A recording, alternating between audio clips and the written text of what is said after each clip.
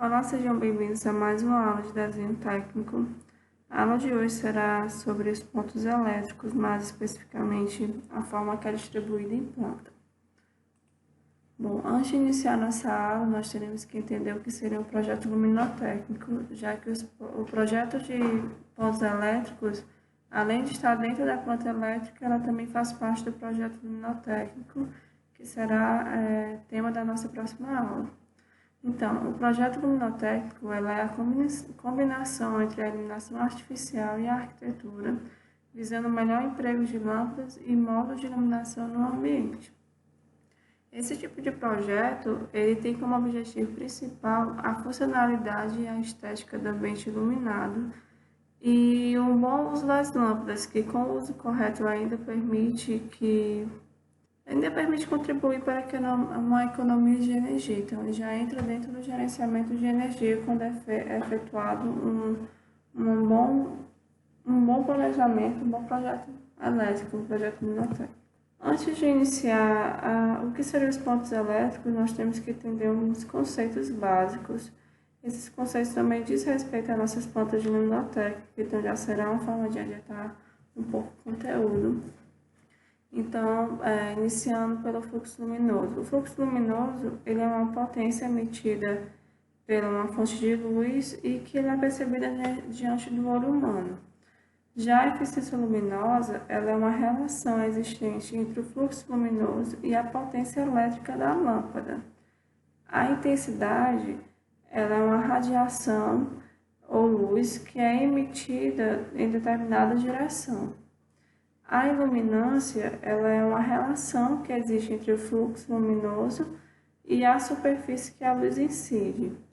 Já a temperatura de cor remete à coloração visível da lâmpada. Por exemplo, quando falamos em lâmpadas brancas, ela pode ser a versão de temperatura de 5000 K. Já a variação para a lâmpada amarela, ela gira em torno de 3000 K. Então, essa questão da temperatura de cor, ela vai diferenciar de acordo com a cor da lâmpada, a cor que é dada pelo fabricante. Então, cada fabricante ela vai determinar uma certa quantidade de intensidade e eficiência de luminância. Então, para termos noção sobre esses dados, é importante que seja visto na descrição de cada objeto. Sobre os tipos das lâmpadas. As lâmpadas incandescentes são as lâmpadas mais antigas que todos nós já tivemos ou ainda temos em nossas casas. Por terem baixa eficiência, estão sendo substituídas pelas lâmpadas fluorescentes. Apenas 5% da energia elétrica consumida por um incandescente é transformada em luz. O restante é transformado em calor. E a sua característica? Ela tem uma luz amarelada, aconchegante, é ótimo para a reprodução de cores e emite calor. Então, sobre esse tipo de lâmpada, ela era muito comum mesmo em todas as residências. Acredito que todos vocês já tiveram contato com esse tipo de lâmpada. E sobre o uso, nós podemos encontrar elas em residências, espaços comerciais. Ela pode ser utilizada para uma iluminação em geral, como pendentes, plafons, lustres. Também pode ser indicada para iluminação decorativa ou de efeito, como em abajures, arandelas, luminárias de piso. Também estão presentes na iluminação interna de fogões e de geladeiras também. Temos aqui 4 exemplos desse tipo de lâmpadas. Acredito que para vocês o mais conhecido seria o primeiro exemplo aqui, esse bulbo transparente. Então, seguindo aqui a nossa aula, nós veremos a lâmpada halógenas.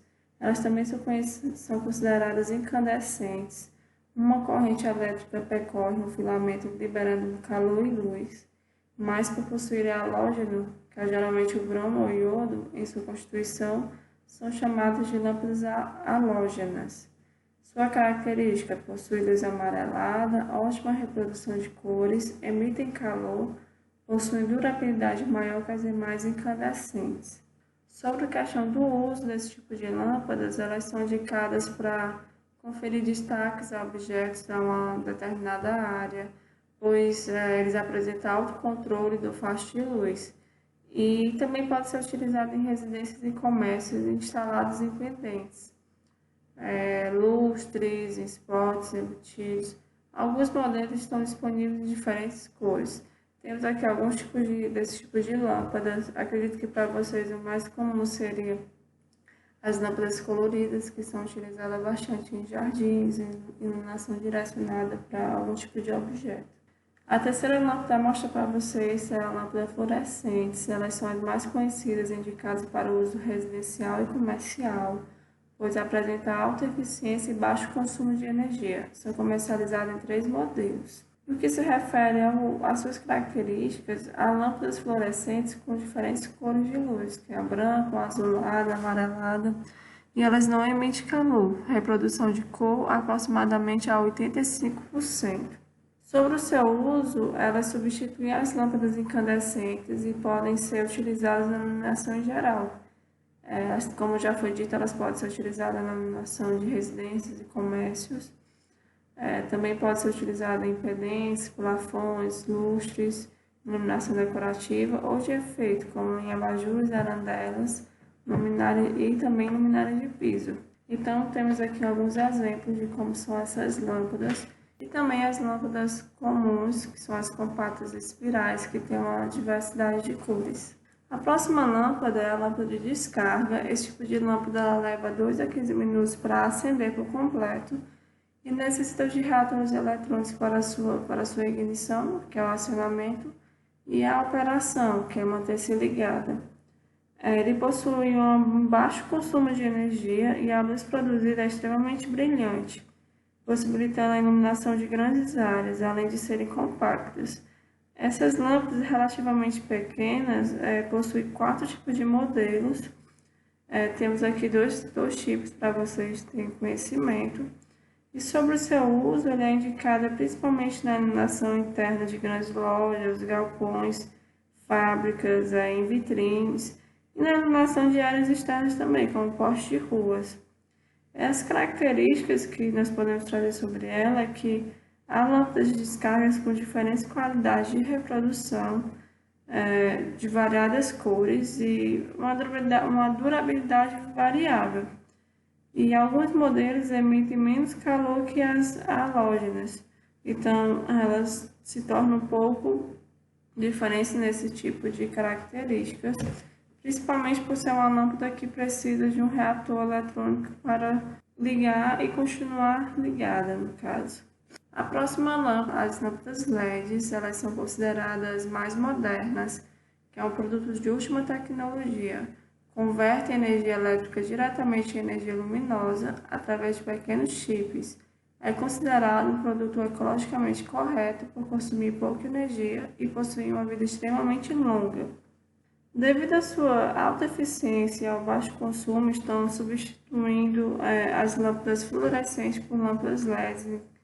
Quase todos os projetos que vocês tiverem acesso, vocês vão enxergar esse tipo de mudança. Principalmente quando são projetos de reforma, quando as pessoas tendem a trocar as lâmpadas antigas por novas. E também quando vocês tiverem acesso a fazer um projeto de ambientação do zero, é importante que vocês optem por esse tipo de lâmpada, porque tem uma série de vantagens, principalmente no que se refere à economia de luz, economia de gastos. Então é interessante que vocês conheçam suas características, para quando for fazer um tipo de projeto, e esse for um projeto luminotécnico, para vocês terem uma variedade de modelos para optar e oferecer aos seus clientes. Então, sobre a questão do uso, ela pode ser utilizada em iluminação geral, em iluminação de destaque, ela também pode ser utilizada em ambientes comerciais, residenciais, pode ser utilizada em spots sobre bancadas, objetos decorativos, pode ser utilizada em arandelas, para criar efeitos de luz na parede. Também pode ser utilizada em balizadores, com iluminação de corredores e escadas. E também pode ser utilizada nas fachadas. Então, sobre suas características, elas possuem baixíssimo consumo de energia e vida útil muito grande. Há lâmpadas de diferentes tonalidades de cor e não emitem calor. O último tipo de lâmpada é a fibra ótica. Ela é um filamento de vidro ou de elementos poliméricos utilizados para transmitir a luz. Isto é, ao lançar um feixe de luz em uma das extremidades do filamento de fibra, Esta parte da luz percorre toda a fibra por meio de reflexões sucessivas até sair pela outra extremidade. Isto tem uma velocidade altíssima. Sobre seu uso, ela pode ser utilizada para iluminação de efeito, pode ser utilizada também em detalhes arquitetônicos, como em forro, painéis, móveis, nichos, jardins, piscinas, entre outros. Ela também garante a maior liberdade na criação de efeitos luminotécnicos. Exemplo, a gente pode fazer um projeto com um céu estrelado dentro de um determinado ambiente. Pode ser feito também como se fosse um chão de estrelas, uma cortina de luz. Então, existe uma variedade de opções que pode ser feita. E a questão das suas características é que ela não transmite calor, não emite ruídos, pode ser utilizada em vários locais. Os cabos são bem finos e é uma ótima alternativa para substituir o neon. A lâmpada de neon. A lâmpada de neon é composta por um tubo com gás neon em seu interior. Quando submetida à eletricidade, a lâmpada de neon emite uma luz vermelha. E a tensão necessária para o funcionamento do tubo dependerá das dimensões e do gás utilizado. Pode ser direto na rede ou com transformador. Esse tipo de lâmpada ela é indicada mais para uma iluminação decorativa, de uso comercial. E o único problema encontrado na utilização dessa lâmpada é o seu ruído que é emitido pelo reator. Então, gente, sobre o que refere aos tipos de lâmpadas, é isso. Nós falamos sobre os principais. Agora nós vamos ver um pouquinho sobre os símbolos gráficos para instalação elétricas prediais. Então, gente, no que se refere aos símbolos gráficos para instalações elétricas prediais, elas são indicadas pela NBR 5444. É uma NBR simples, ela é mais simbologia, mas bastante importante para nós que utilizamos projetos técnicos. Ela vai trazer algumas tabelas importantes sobre os símbolos utilizados em projetos. Você já tem esse material dentro da nossa plataforma de estudo. Então, eu trouxe para vocês aqui só para vocês terem um pouquinho mais de noção do que seriam esses símbolos, para que seriam utilizados. Então, só tendo como exemplo aqui uma tomada simples. Quando é uma tomada alta, ela é pintada. Quando é uma tomada meia altura, por exemplo, 1,10 m, ela é meia pintada. E quando é uma tomada simples, ela é uma tomada que não tem um preenchimento. Então, perceba que existem as diferentes simbologias e que vão ser a partir desses símbolos que nós teremos capacidade de ler um projeto e o eletricista será capaz de executar o projeto de luminotécnico que vocês estão produzindo, tá? Então, essas são tabelas que vocês vão ter acesso, já tem no nosso material de estudo. Então, não tem por que a gente entrar em detalhamento sobre elas agora, nesse momento. Então, seguindo, além dessa NBR que nós vimos de 5444, nós também temos que estudar para fazer um bom projeto de luminotécnico, projeto elétrico, a NBR 5410. Ela é uma NBR que estabelece as condições adequadas para um funcionamento usual e seguro das instalações elétricas de baixa tensão. Ela tem como principal objetivo estabelecer as condições ideais nas instalações elétricas de baixa tensão, como já foi mencionado, de maneira a garantir o funcionamento adequado da instalação, tendo segurança para a instalação, para pessoas, animais e a conservação de bens. Ela é um guia para os profissionais da área da eletricidade, sendo essencial para os serviços que envolvem a eletricidade e é aplicada principalmente em instalações prediais públicas e comerciais, por exemplo. Então, ela traz um texto diferenciado, ela explica inserindo regras para instalações da baixa tensão. Então, é importante que vocês conheçam a norma para que vocês consigam estabelecer um projeto de forma mais adequada, mais eficiente e principalmente mais segura. E dessa forma vocês consigam executar. Então, gente, vou trazer alguns pontos importantes para nós. Então, o primeiro ponto é que para cômodos com menos de 6 metros quadrados, no mínimo tem que ser colocado um ponto de tomada. Mas isso a regra traz um mínimo. Então, vocês como profissionais é que vão determinar a quantidade de pontos utilizados nesse projeto. Como nós podemos ver aqui, esse projeto tem mais de um ponto, então ele vai prever tomada de ar-condicionado, tomadas na bancadas, tomadas próximo às os outros mobiliários. Então, só nesse ambiente aqui tem uns 4 tomadas, além do interruptor.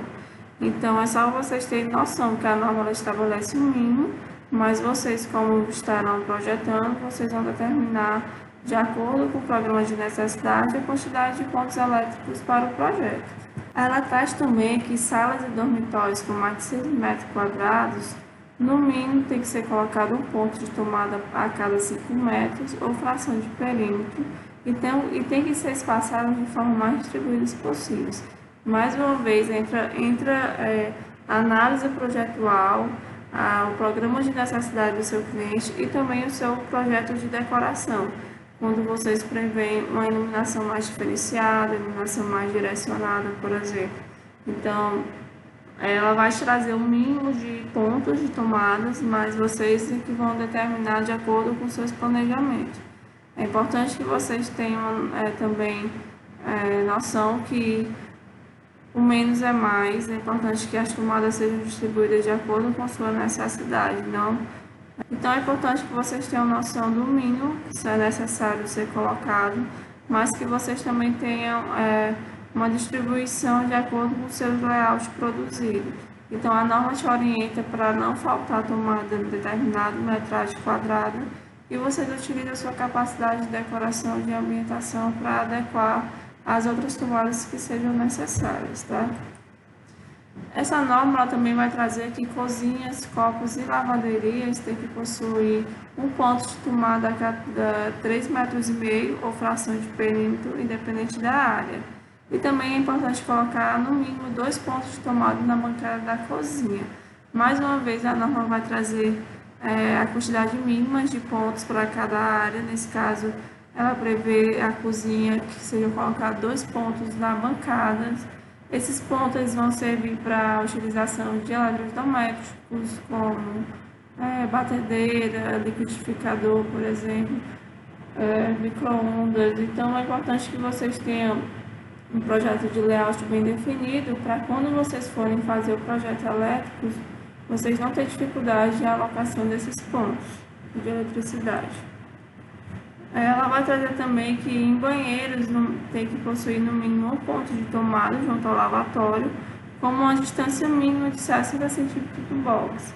Então, esse tipo de ponto já é bem comum ser utilizado, principalmente por mulheres, para o uso de secadores. E homens também pode ser utilizado quando for utilizar um barbeador elétrico, por exemplo. Então, é importante que o banheiro tenha sim um ponto elétrico e que esse ponto esteja a uma distância mínima de 60 centímetros do box, para não ter contato direto com a água. E no que se refere a varandas, ele vai dizer que também tem que ter pelo menos um ponto de tomada. Sobre a distribuição desses pontos em plantas, nós vamos iniciar aqui com um exemplozinho básico de uma planta baixa. Essa planta é uma planta pequena que possui apenas 2 dormitórios, uma sala e uma cozinha e também um banheiro.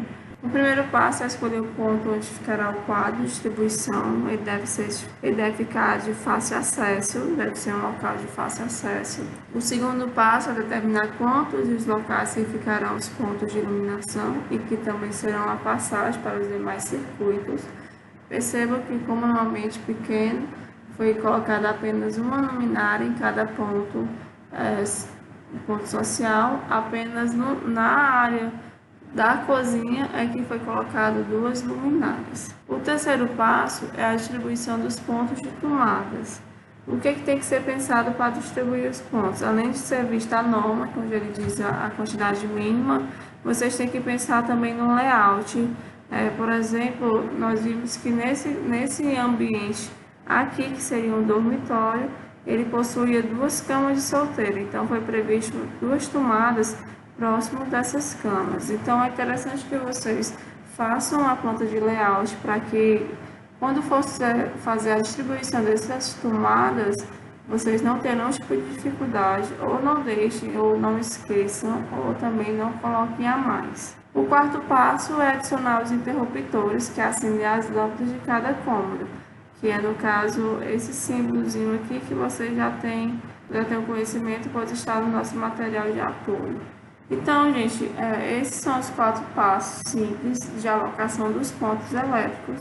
O quinto passo seria a distribuição de circuitos, mas isso, como vocês não têm necessidade de fazer uma planta elétrica, e sim uma planta luminotécnica, a gente não vai entrar em detalhamento sobre os circuitos, mas quando nós voltarmos às nossas aulas presenciais, teremos sim uma semana para falar sobre iluminação e a distribuição desses circuitos para vocês terem o conhecimento técnico, tá? Então a nossa aula fica por aqui. Eu espero que vocês tenham gostado e até a próxima aula.